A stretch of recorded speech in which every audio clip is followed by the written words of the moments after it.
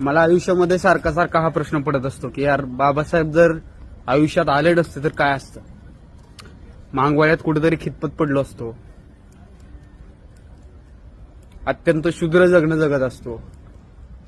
समज आली नसती, जाण आली नसती, आपण कोण आहे याची ओळख पटली नसती, आत्मविश्वास रुजला नसता, जन्मभर त्याच त्याच न्यूनगंडात हीनपणे पडलो असतो.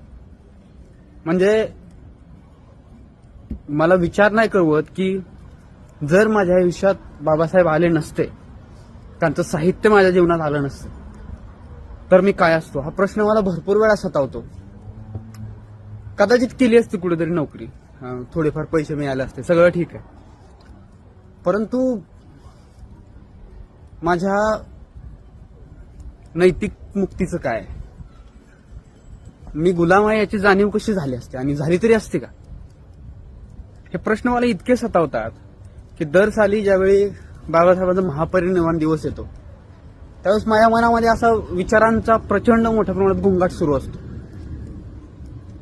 की ज्या माणसाला आपण पाहिलं नाही, ज्या माणसाला केवळ आणि केवळ आपण पुस्तकातून वाचत आलो, असा माणूस इतका पॉवरफुल कसा काय वैचारिक दृष्ट्या.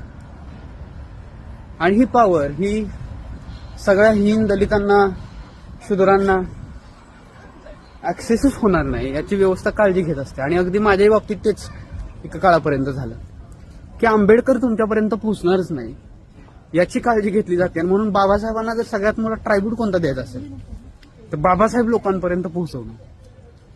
It is the best tribute that we can remember Ambedkar.